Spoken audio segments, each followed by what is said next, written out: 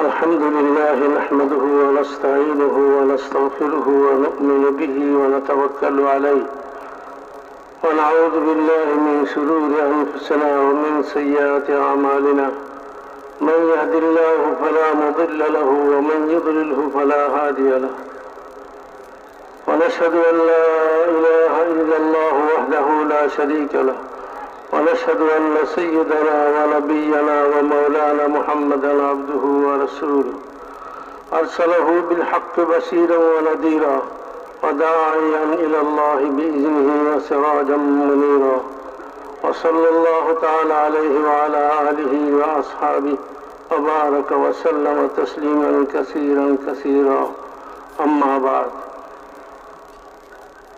أعوذ بالله من الشيطان الرجيم بسم الله الرحمن الرحيم بل تؤثرون الحياة الدنيا والآخرة خير وأبقى إن هذا لفي الصحف الأولى صحف إبراهيم وموسى وقال الله سبحانه وتعالى قل هذه سبيلي أدعو إلى الله على بصيرة أنا ومن اتبعني وسبحان الله وما أنا من المشركين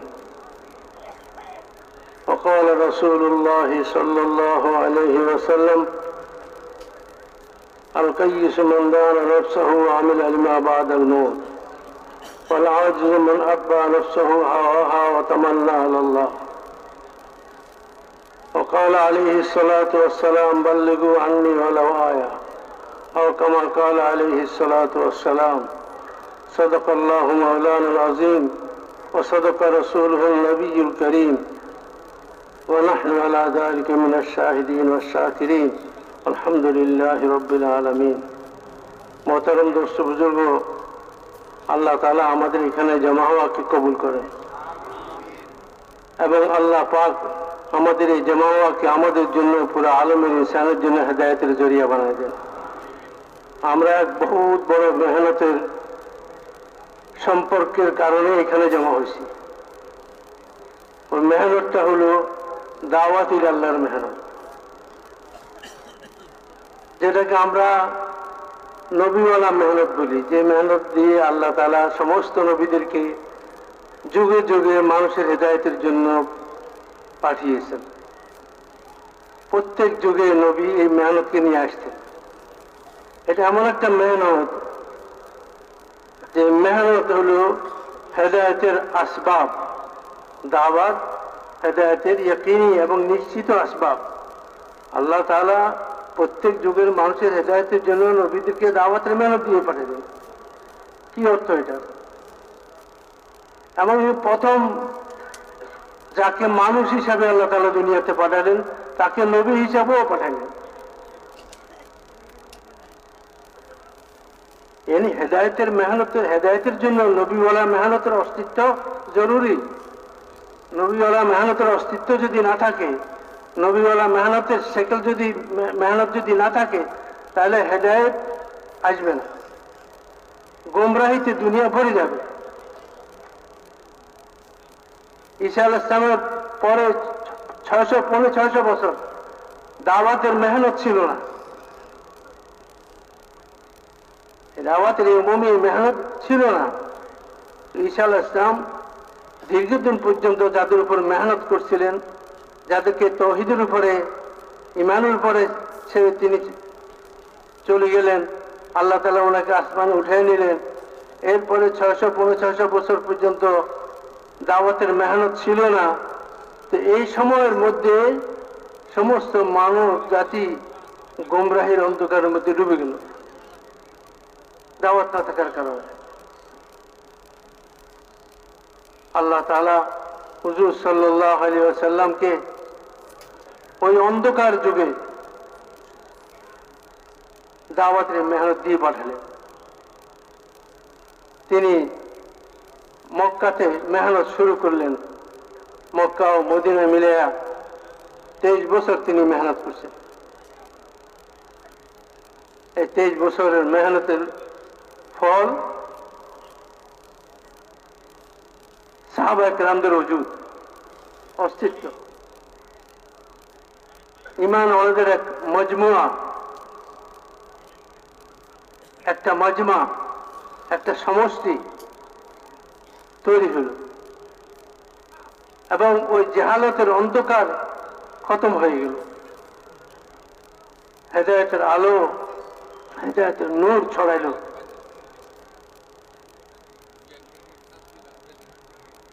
যেখানে মানুষ গোমরাহির ভিতরে এভাবে ডুবেছিল যে বাইতুল্লাহর তওয়াফ করতো তারা লেগটা হয়ে, মূর্তি পূজা করতো, বাইতুল্লাহর ভিতরে মূর্তি পূজা হতো। যে বাইতুল্লাহকে আল্লাহ তাআলা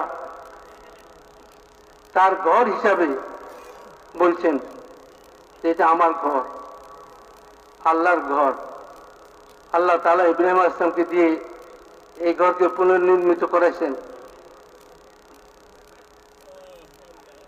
সেই ঘরের মধ্যে মূর্তি পূজা হইতেছে।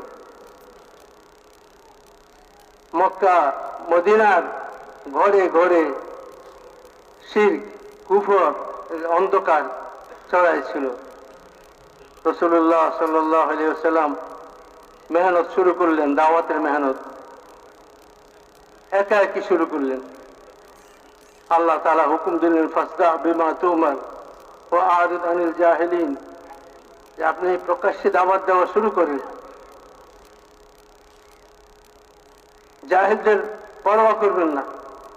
তারা আপনার সাথে কি ব্যবহার করবে, তারা আপনাকে কষ্ট দিবে, তারা আপনার সাথে কি আচরণ করবে, এগুলোর কোনো পরোয়া করবেন না। আপনি প্রকাশ্যে দাওয়াত দেন। রাসূলুল্লাহ সাল্লাল্লাহু আলাইহি ওয়াসাল্লাম হযরত খাদিজা রাদিয়াল্লাহু তাআলাকে বললেন যে, খাদিজা, চাদর ভাঁজ করে রেখে দাও,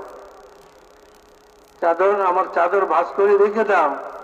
আল্লাহ তাআলার পক্ষ থেকে হুকুম এসে গেছে দাওয়াতের, লা রাহাতা বাদাল ইয়াউম, আজকের পর থেকে মুহাম্মদের জন্য আরাম হারাম হয়ে গেল। রাসূলুল্লাহ সাল্লাল্লাহু আলাইহি ওয়াসাল্লাম একাই মেহনত শুরু করলেন। আর খাদিজা কুবরা মহিলাদের মধ্যে সর্বপ্রথম যিনি রাসূলুল্লাহ সাল্লাল্লাহু আলাইহি ওয়াসাল্লামের রিসালাত ও নবুয়তের উপরে ঈমান আনেন এবং তার সাহায্য করার জন্য কোমর বন্ধে তৈরি হন। আর পুরুষদের মধ্যে, বয়স্ক পুরুষদের মধ্যে হযরত আবু বকর রাদিয়াল্লাহু তাআলা আনহু, তিনি হুজুর সাল্লাল্লাহু আলাইহি ওয়াসাল্লামের সামনে আসলেন, আসে বললেন যে, হে মুহাম্মদ, আমি আপনাকে তালাশ করতেছি, আপনি কোথায়? হযরত আবু বকর রাদিয়াল্লাহু তাআলার সাথে হুজুর সাল্লাল্লাহু আলাইহি ওয়াসাল্লামের ঘনিষ্ঠ বন্ধুত্ব ছিল আগে থেকেই। আবু বকর রাদিয়াল্লাহু তাআলা অত্যন্ত ন্যায়নিষ্ঠ মানুষ ছিলেন, যদিও কাফের ছিলেন, কিন্তু কুফরের অবস্থাতেও তিনি কোনো সময় শরাব পান করেন নাই, মদ পান করেন নাই, মূর্তি পূজা করেন নাই। তার বিবেকে এটা বাধ্য, এটাকে বলে সুস্থ বিবেক। এটাকে কি বলে? সুস্থ বিবেক। বিবেক যখন অসুস্থ হয়ে যায়, এই মানুষের ব্রেক থাকে না, ভালো মন্দ সে ফয়সালা করতে পারে না, সিদ্ধান্ত নিতে পারে না। আর আবু বকর রাদিয়াল্লাহু তাআলা প্রধান বিচারপতি ছিলেন মক্কাতে এবং বড় ব্যবসায়ী ছিলেন, বিবেকবান মানুষ ছিলেন। তিনি এই সমস্ত মূর্তি পূজা, নিজের হাতে গড়া কাঠের মাটির তৈরি এসব মূর্তি পূজা, এগুলাকে তিনি পছন্দ করতে পারতেন না। আর শরাব পান করা আর অসভ্যতা, বেহায়াই, এগুলাকে পছন্দ করতেন না। অর্থাৎ সুস্থ বিবেকের অধিকারী ছিলেন। বিবেক যখন সুস্থ হয়, এই সমস্ত লোকের হেদায়েত পাওয়ার সম্ভাবনা থাকে। এরা দাওয়াতকে বুঝতে পারে, দাওয়াতকে, এদের অন্তর খোলা থাকে, এদের দিলের অন্তরের কপাট দরজা খোলা থাকে। হকের কথা যখন কানে ঢুকে, তো কানের ভিতর দিয়ে দিলের মধ্যে ঢুকে যায়। একটা গাছের মধ্যে গেছে, জামাত উমুমি গাছের মধ্যে, জীবনে কোনোদিন তবলিগের সময় দেয়নি, জীবনে কোনোদিন মসজিদে আসে নাই, কোনো জুমাতে আসে নাই, ঈদে আসে নাই, জানাজা শরীক হয় নাই কোনোদিন। স্বাধীন বেপরোয়া লোক, স্বাধীনভাবে জীবনযাপন করে। তবলিগ সম্পর্কে তার সেও পরিবেশের কারণে সেও প্রভাবিত, সেও মনে করে একটা বেকার মেহনত। কিন্তু যখন একটা জমাত উসুলের পাবন্দির সাথে, আল্লাহর ধ্যান ও আল্লাহর জিকিরের সাথে, নববী তরিকায় কোন তরিকায়? নববী তরিকায়। নিজের মন মতো হইলে হবে না, নববী তরিকায়, রসুলের পাবন্দির সাথে, আল্লাহর ধ্যানের সাথে, আল্লাহর ধ্যানের সাথে, আল্লাহকে রাজি করার জজবার সাথে, আল্লাহকে রাজি করার জজবার সাথে, নিজের হেদায়েত এবং পুরো উম্মতের হেদায়েতের জজবা দিলের মধ্যে নিয়ে, যে আল্লাহ আমাকে হেদায়েত দিয়ে দেয়, মেহনতের দ্বারা পুরো উম্মতকেও আল্লাহ তাআলা হেদায়েত দিয়ে দেন। এই জজবার সাথে যখন মেহনত করে, তো কিছু মানুষের চলাফেরা, কিছু মানুষের চলাফেরা, এটারে মুভমেন্ট বলে ইংরেজিতে, চলাফেরা, ঘোরাফেরা, এটা ঘোরাফেরা থাকে না, এটা শুধু ঘোরাফেরা থাকে না, এটা দিন পরিবর্তনের উসিলা হয়ে যায়, অন্তর পরিবর্তনের উসিলা হয়ে যায়। ওই লোকটা যে স্বাধীন চেতা বেপরোয়া লোক, তার নজর পড়ে জমাতের উপরে, যে নিচের দিকে নজর দিয়ে রাস্তার ডান পাশ দিয়ে বন বন করে জিকির করতে করতে সুন্নত তরিকায় চলতেছে, এক একজন মুসলমানের কাছে যাইতেছে, সালাম দিতেছে, মুসাফা করতেছে, তাকে আখিরাত বুঝাইতেছে, আল্লাহ বুঝাইতেছে, ইমান বুঝাইতেছে, মৌতের বড় জিন্দিগি বুঝাইতেছে, দুনিয়ার জিন্দিগি ধোঁকা, আখিরাতের জিন্দিগি হাকিকত, মরতে হবে, মরার পরে আল্লাহ তাআলার সামনে যাইতে হবে। আল্লাহ তাআলা তখন জিজ্ঞেস করবেন কি নিয়ে এসছো, তখন জবাব দিতে হবে। এই জান, এই মাল যেটা আমাদের কাছে আছে, এটা আল্লাহ তাআলার আমানত। এই আমানত সম্পর্কে জিজ্ঞাসিত হব আমরা সবাই।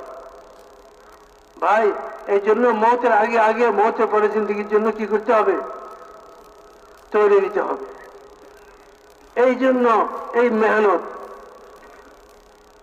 আমরা এক একজন লোকের কাছে যাচ্ছি নিজের জন্য, নিজের আখিরাতকে সুন্দর করার জন্য, আর সারা দুনিয়ায় বসবাসরত সমস্ত মানুষের দুনিয়া এবং আখিরাত সুন্দর হয়ে যায়, এই জজবা নিয়ে আমরা এই মেহনতের মধ্যে বেরোছি, ঘুরতেছি, এক একজন মুসলমানের কাছে অনুনয় বিনয় করে তারে এদিকে নিয়ে আসার চেষ্টা করতেছি। ওই সে কথাগুলো শুনতেছে, তার কানের ভিতর দিয়ে, যেহেতু তার দিলের দরজা কি খোলা আছে, বিবেকবান লোক, তার কানের ভিতর দিয়ে দিলের মধ্যে কথাটা ঢুকে যেতেছে, আর সে বলতেছে ঠিক আছে ইনশাআল্লাহ আমি আসবো, আমি আসবো, অথবা তখনই তৈরি হয়, অথবা বলে আমি আসবো, পরবর্তীতে সে আসে আর বয়ানে বসে, কিছু কথাবার্তা শোনার পরে জিন্দিগির পরিবর্তনের সিদ্ধান্ত নেয় এবং তশকিল হয়। 3 দিন থেকে চিল্লা 4 মাস, কোনো এক পর্যায়ে সেও তশকিল হয়ে যায়। এরপরে চলে তার জীবনের গাড়ি চলা শুরু হয় এই দাওয়াতের রাস্তায়। চলতে চলতে একসময় আল্লাহ তাআলা তাকে শুধু হকের উপর চলার যোগ্যতায় তার মধ্যে পয়দা করেন না, শুধু দ্বীনের উপর চলার যোগ্যতায় পয়দা করেন না, বরং দ্বীন জিন্দা হওয়ার জরিয়া আল্লাহ তাকে বানাই দেন, হক জিন্দা হওয়ার জরিয়া আল্লাহ তাআলা তাকে বানাই দেন, মানুষের হেদায়েত পাওয়ার জরিয়া এবং উসিলা আল্লাহ তাকে বানাই দেন। সে জরিয়া এবং উসিলা হয়ে যায় মানুষের হেদায়েতের জন্য। আর হযরত আবু বকর সিদ্দিক বললেন যে আপনি কোথায় ছিলেন এতক্ষণ? আমি আপনাকে তালাশ করতে করতে পেরেছেন। আপনার কওমের লোকেরা আপনার সম্পর্কে বিভিন্ন রকমের কথাবার্তা বলতেছে, এগুলো কি সত্যি? আপনি নাকি আমাদের মাবুদদেরকে গালি দেন, আমাদের মাবুদ এক আল্লাহকে মাবুদ বলে আপনি দাওয়াত দিতেছেন, এটা, আর আমাদের সমস্ত মাবুদকে অস্বীকার করতেছেন। লোকরা বলতেছে আপনার সম্পর্কে এই ধরনের নতুন ধর্ম আপনি নিয়ে আসছেন, আমাদের বাপদাদার ধর্মকে আপনি মিথ্যা বলতেছেন। রাসূলুল্লাহ সাল্লাল্লাহু আলাইহি ওয়াসাল্লাম শুধু একটা কথা বললেন, কোনো জবাব দিলেন না, ওনার কথা কোনো জবাব দিলেন না। একটা কথা বললেন, আবু বকর আমি আল্লাহর রাসূল, আমি আল্লাহর রাসূল। আল্লাহ তাআলা আমাকে দুনিয়াতে পাঠিয়েছেন সারা দুনিয়ার মানুষের প্রতি দাওয়াত দেওয়ার জন্য। আমি তোমাকে দাওয়াত দিচ্ছি, বলো লা ইলাহা ইল্লাল্লাহ মুহাম্মাদুর রাসূলুল্লাহ। হুজুর সাল্লাল্লাহু আলাইহি ওয়াসাল্লামের কথা শেষ হইতে হইতেই হযরত আবু বকর রাদিয়াল্লাহু আনহু বললেন, আশহাদু আল্লা ইলাহা ইল্লাল্লাহ ওয়া আশহাদু আন্নাকা মুহাম্মাদান আবদুহু ওয়া রাসূলুহু। আমি সাক্ষ্য দিচ্ছি আল্লাহ ছাড়া কোনো মাবুদ নাই, তিনি একক মহান সত্তা, আর আমি সাক্ষ্য দিচ্ছি আপনি আল্লাহর বান্দা এবং রাসূল। মেরে ভাইয়ের বুজুর্গ, মানুষের দিল যখন সাদা হয়, দিলের মধ্যে যখন কপটতা থাকে না, দিলের দরজা যখন মানুষ খোলা রাখে আর হকের প্রত্যাশা আশা হকের আকাঙ্ক্ষা দিলের মধ্যে থাকে যে হককে পাইলে কবুল করবে হকের উপর চলবে, তো আল্লাহ তাআলা একদিন তাদেরকে হকের সন্তান দিয়েই দেয়। ওয়াল্লাযীনা জাহাদু ফীনা লানাহদিয়ান্নাহুম সুবুলানা ওয়া ইন্নাল্লাহা লামাআল মুহসিনিন। একজন মানুষ যখন হককে তালাশ করে, তা আপনি গেছে ডাকাতি করতে, কি করতে গেছে? এলাকার শ্রেষ্ঠ ডাকাত ফজাইলে সাদাকাতের মধ্যে বাক্যটা আছে, কি নাম না ছিল? ফজাইল না? হ্যাঁ, তো উনি দলবল নিয়ে ডাকাতি করার জন্য এক বাড়িতে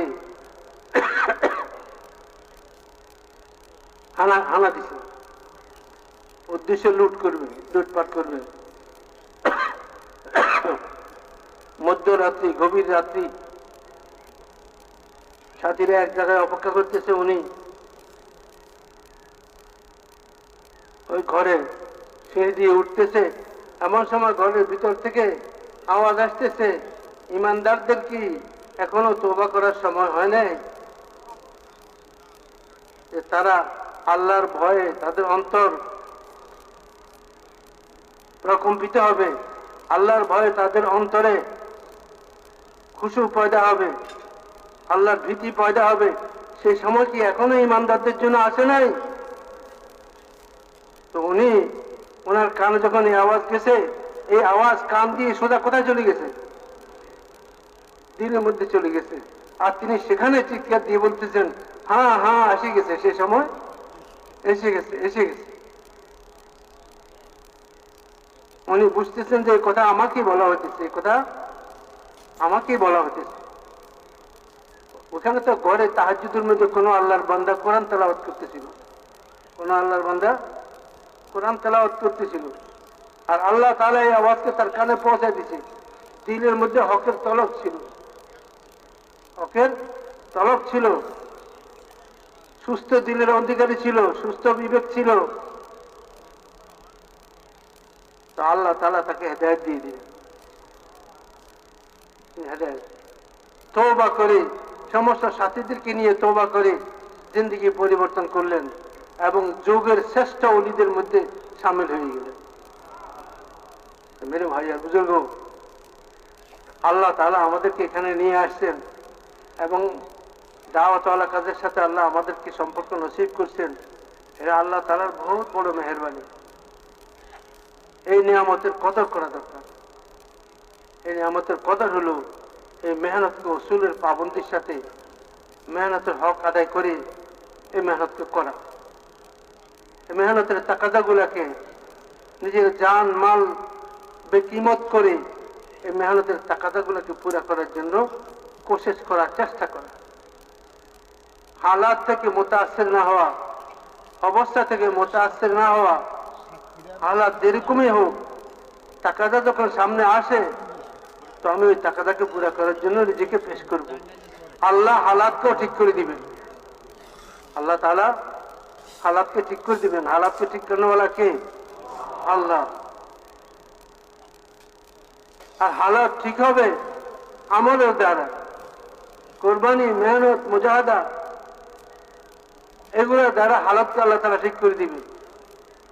আমলের দ্বারা আল্লাহ তাআলা হালাতকে ঠিক করে দিবেন। হালাত গায়ের জোরে ঠিক করা যায় না। হালাত টাকা পয়সা, মাল দৌলত, আসবাব দিয়ে ঠিক করা যাবে না। হালাত তো ঠিক হবে আমলের দ্বারা। মান আমিলা সালিহাম মিন যাকারিন আও উনসা ওয়া হুয়া মুমিন ফালানুহয়িন্নাহু হায়াতান তাইয়্যিবা ওয়ালানাজজিয়ান্নাহুম আজরাহুম বিআহসানি মা কানু ইয়ামালুন। যারা নেক আমল করবে, মহিলা হোক পুরুষ হোক, ইমানদারির সাথে নেক আমল করবে,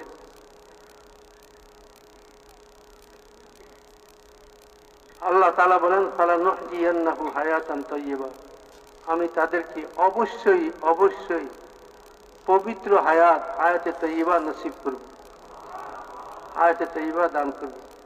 মোহব্বতওয়ালা হায়াত, হায়াতে তৈয়বা মানে হায়াতে তৈয়বা কি? মোহব্বতওয়ালা হায়াত, এমন জীবন যে জীবন মহব্বতে ভরা, মানুষের দিলের মধ্যে মহব্বত আসবে। আল্লাহ তাআলা বলেন, যদি ঈমান আমলকে সহি করে নাও তো আমি তোমাদের আপসের মধ্যে মহব্বত পয়দা করে দেব। ইন্নাল্লাযীনা আমানু ওয়া আমিলুস সালিহাত সায়াজআলু লাহুমুর রাহমানু উদ্দা, যারা ঈমান আনবে আর যারা আমল করবে, আল্লাহ বলেন যে আল্লাহ অতি সত্বর তাদের মধ্যে মহব্বত পয়দা করে দিবে, ভালোবাসা পয়দা করে দিবে।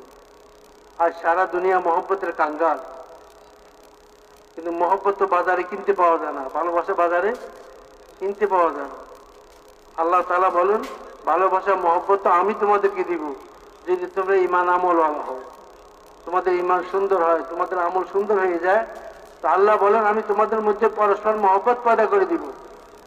সাহাবারা পরস্পর তাদের পরস্পর কত বিরোধ ছিল, কত শত্রুতা ছিল, কত মারামারি হানাহানি ছিল, এই সবগুলো দূরে থেকে হয় নাই।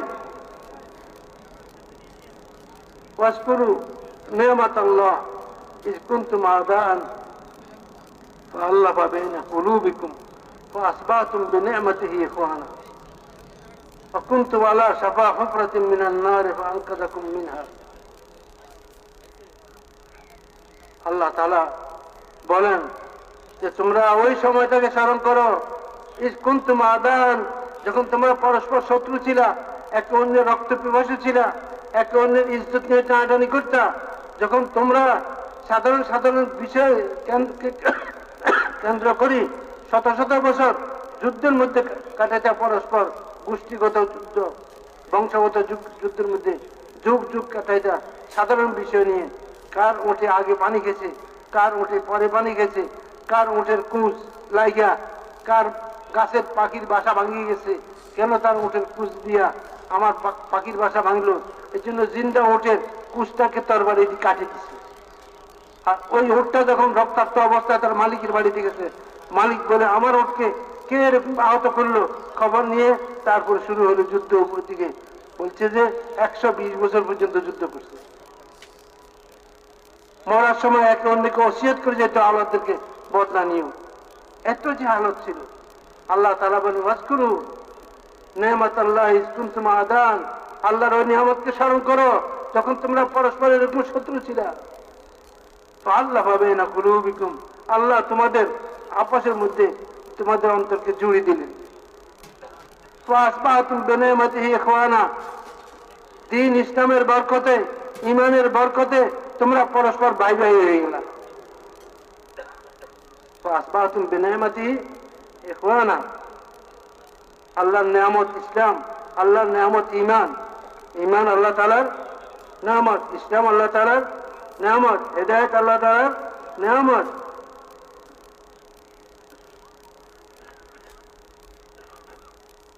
ঈমান আল্লাহর নিয়ামত। আল্লাহ বলেন এই ঈমানের বরকতে, ইসলামের বরকতে তোমরা পরস্পর কি হয়ে গেলা? ভাই ভাই হয়ে গেলা।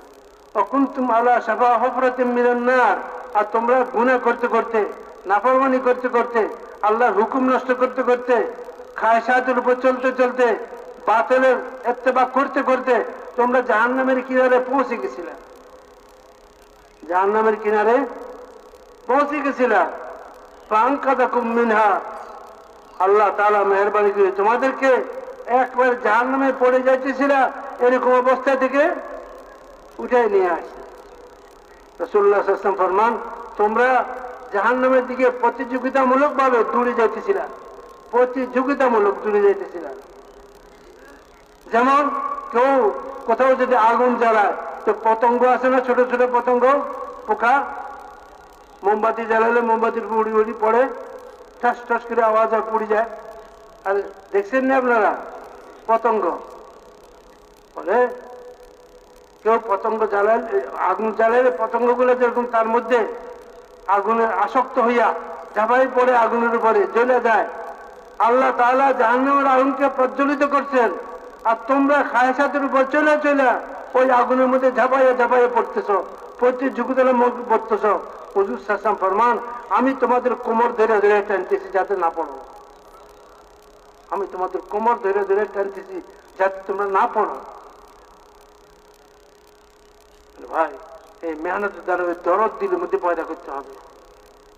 যে দরদ নবীদের অন্তরে আল্লাহ তাআলা দিয়েছিলেন, রাসূলুল্লাহ সাল্লাল্লাহু আলাইহি ওয়াসাল্লাম অন্তরে দিয়েছিলেন। সারা দুনিয়ার মা বাবার দরদ সন্তানের জন্য একত্রে করলে একজন নবীর দরদ উম্মতের জন্য তার চাইতেও বেশি।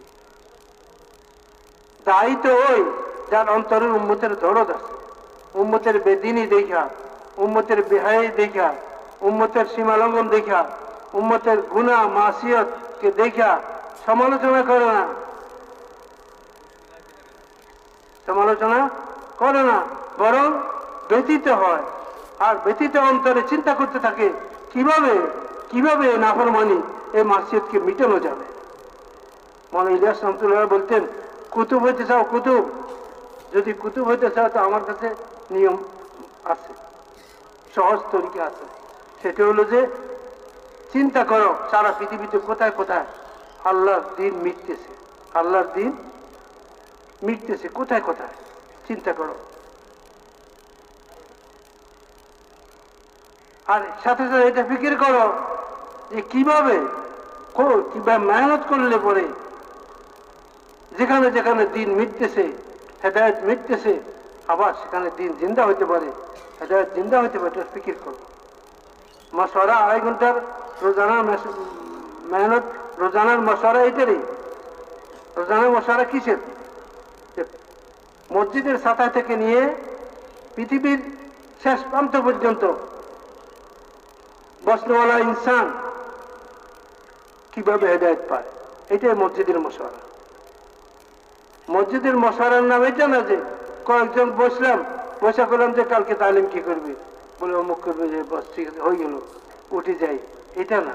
ফিকির করেন যে দুনিয়া, সারা দুনিয়াতে বসবাসরত মানুষ হেদায়েত কিভাবে পায়, 100% মুসলমান কিভাবে দ্বীনের উপর আসতে পারে, ইমানের উপর আসতে পারে। মসজিদ থেকে নিয়ে ফিকির হবে পুরা পৃথিবীর জন্য, মসজিদ থেকে তশকিল হবে সারা দুনিয়াকে সামনে রাখি, চিল্লার জন্য, চিল্লার জন্য, আলমের জন্য। আলমে ফিকির করবে মসজিদের সাথীরা যে ভাই আমাদের মসজিদ থেকে দুনিয়ার প্রত্যন্ত কোণে যাওয়ার জন্য কে কে তৈরি আছে। এটা দেখবো না তার কাছে টাকা পয়সা আছে কিনা, তার কাছে ধন সম্পদ আছে কিনা, তার কাছে শিক্ষা দীক্ষা আছে কিনা, না না, এগুলোর উপর নির্ভর করে না। দেখেন যে ওই দিলওয়ালা কিনা, কিওয়ালা, দিলওয়ালা কিনা দেখেন, দরদওয়ালা কিনা দেখেন। যদি দরদি লোক হয়, দিলওয়ালা লোক হয়, অন্তরে দিনের দরদ থাকে, উম্মতের দরদ থাকে, মহব্বত থাকে, ফিকির থাকে, তো যদি তার কাছে জাহেরি আসবাব নাও থাকে, আল্লাহ ব্যবস্থা করে দিবে, আল্লাহ তাআলা ব্যবস্থা করে দিবে। আগে জমানা তো বিদেশি জমাতগুলো যে তৈরি হইতো, বহুত কোরবানির সাথে তৈরি হইতো। ঘরের গরু বিক্রি করে, বিবির গলার অলংকার, হাতের অলংকার বিক্রি করে বিবিরে তৈরি করে যে তোমারও আল্লাহ তাআলা মেহনতের নেকি দান করবেন। কোরবানি দিয়ে ধার কর্য করে আল্লাহ রাস্তায় যেত। আর সাধারণ মানুষ ছিল, গ্রামের মানুষ ছিল, খুব বেশি শিক্ষিত ছিল না, ভালো করে বিভিন্ন দেশের ভাষায় কথাও বলতে পারতো না, নিজের দেশের ভাষায়ও শুদ্ধ কথা বলতে পারে না। এই ধরনের লোকগুলো কিন্তু দিলের মধ্যে দরদ ছিল, দিলে ব্যথা ছিল, মহব্বত ছিল উম্মতের। তো আল্লাহ তাআলা তাদেরকে ওই সমস্ত দেশে যেখানে কোনোদিন সে চিন্তাও করে নাই সে যাইতে পারবে, যেখানকার ভাষাও সে জানে না, আল্লাহ তাআলা সেখানকার মানুষের হেদায়েতের জন্য তাকে উসিলা বানাই দিয়েছে, জরিয়া বানাই দিয়েছে। সাহাবায়ে কেরাম কোন ভাষা জানতেন? আরবি ছাড়া আর কোন ভাষা জানতেন? কিন্তু যে কোনো মুলকে গেছেন, পুরা মুলকিকে বদলাই দিয়েছেন, পুরা মুলকিকে কি করছেন ভাই? বদলাই দিয়েছেন। আজও মেরে ভাইয়া বুজুর্গ, এই মেহনতের মধ্যে তাকত রয়ে গেছে। যদি মেহনতটা ওই সেফাতের সাথে করা হয় তাহলে ইনশাআল্লাহ আজও এই মেহনতের দ্বারা জিন্দগি পাল্টাবে, আমাদের জিন্দগিও পাল্টাবে আর উম্মতের জিন্দগিও পাল্টাবে।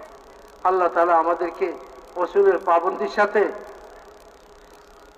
আল্লাহ দ্বীনকে সারা দুনিয়াতে জিন্দা করার, হেদায়েতকে দুনিয়াতে আম করার, হুজুর সাল্লাল্লাহু আলাইহি ওয়াসাল্লামের রক্ত মাখা দ্বীন সুন্নত ও শরীয়তকে পুরা দুনিয়াতে জিন্দা করার এক জজবা শখ আল্লাহ আমাদেরকে নসিব করেন এবং মওত পর্যন্ত এই জজবা ও শখের সাথে এই রাস্তায় মেহনত করার তৌফিক দান করেন এবং মওত পর্যন্ত এই রাস্তায় হার হালতে জমি থাকার তৌফিক নসিব করেন।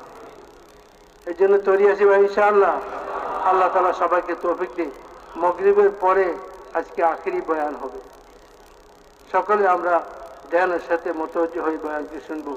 এখন যাদের ওযু নাই তারা ওযু থেকে জলদি ফারিগ হয়ে যাব, আর যাদের ওযু আছে তারা কিবলা মুখে হয়ে বসে কাতারবন্দি হয়ে বসে তাসবিহাত আদায় করতে থাকে। সুবহানাল্লাহ বিহামদিহি সুবহানাকাল্লাহুম্মা বিহামদিকা আশহাদু আল্লা ইলাহা ইল্লা আনতা